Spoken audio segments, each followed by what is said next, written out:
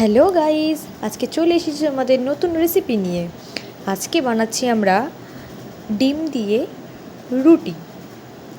তো সবার প্রথমে ময়দা, পেঁয়াজ কুচোনো, লঙ্কা, ডিম।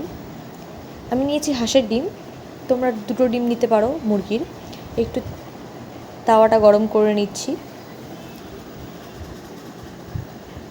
গরম করার পর আটা আর যেটা দিচ্ছি ওটা হচ্ছে ময়দাটাকে আমরা মিক্সড করব। মেশানোর পর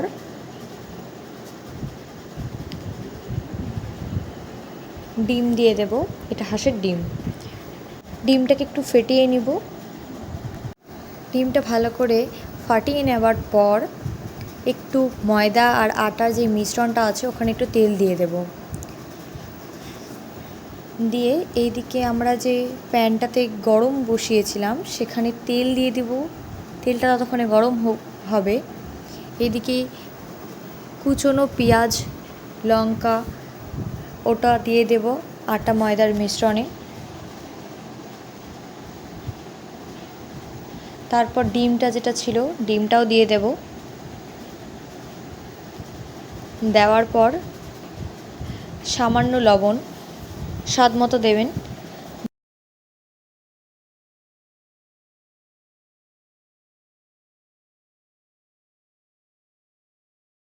এবার আমাদের রুটিতে মাস্ট যেটা ইম্পর্টেন্ট সেটা হচ্ছে জল। 1 গ্লাস জল নেব। 1 গ্লাসে আমি যতটা আটা নিয়েছি 5টা রুটি বানানোর জন্য 1 গ্লাস জলে একদম কাফি। তো এই মিশ্রণটা কিন্তু মোটা আছে, দেখে নিতে হবে একটু, সেই জন্য।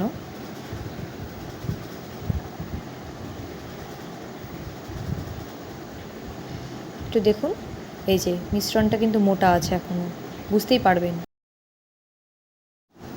তারপরে আবার সামান্য পরিমাণ একটু জল ঢেলে নেবেন।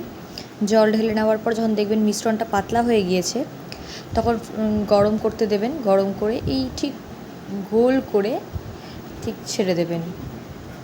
ছেড়ে দেওয়ার পর ঠিক দেখবেন এরকম আকার আসছে। আস্তে আস্তে একে একে আমরা 5টা রুটি বানিয়ে ফেললাম।